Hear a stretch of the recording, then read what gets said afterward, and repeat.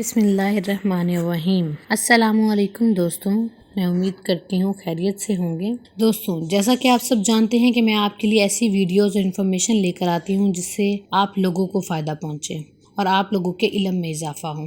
دوستوں، آج کی ویڈیو بھی آپ کے لیے یقیناً فائدہ مند ہوگی۔ آج کی ویڈیو میں ہم بات کرنے والے ہیں کہ نہار منہ پانی پینا کیسا ہے، ہمارا مذہب اس بارے میں کیا کہتا ہے اور ہمارا اسلام اس بارے میں کیا کہتا ہے۔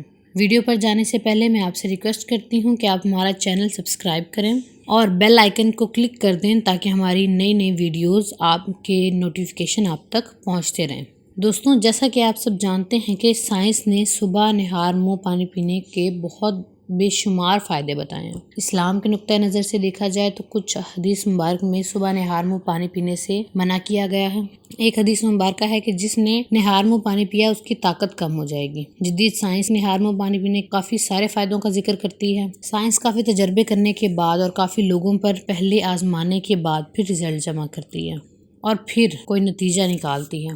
بعض دفعہ تحقیق کے نتائج غلط بھی نکل آتے ہیں اور بعد میں چینج بھی کیے جا سکتے ہیں، کیونکہ تحقیق کے دوران جن افراد کا ڈاکٹرز انتخاب کرتے ہیں ہو سکتا ہے کہ ان پر اثرات اور ہوئے ہوں اور باقی لوگوں پر اور ہوں۔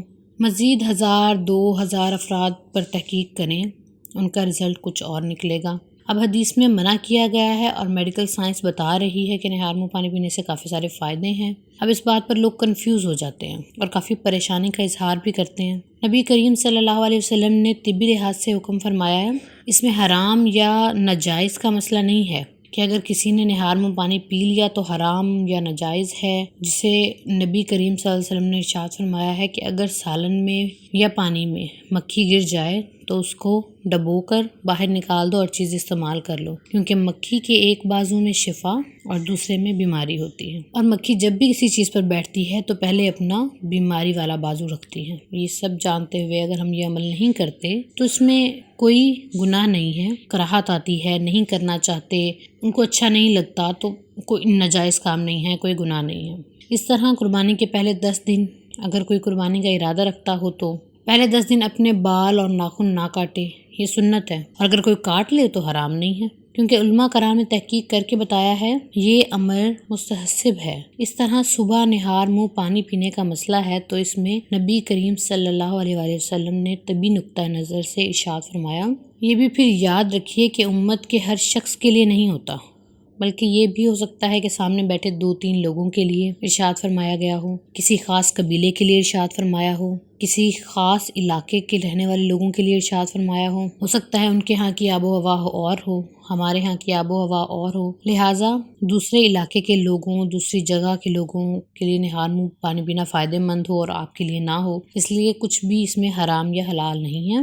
آپ کو ایک اچھی اور بری چیز میں فرق بتایا گیا ہے جو کہ اسلام کے لحاظ سے اور ہے اور سائنس کے لحاظ سے اور ہے، اور آپ کو میں بھی سوٹ کرے یا نہیں کرے، جو آپ کو سوٹ کرے آپ اس لحاظ سے کر سکتے ہیں، کچھ گناہ نہیں ہے۔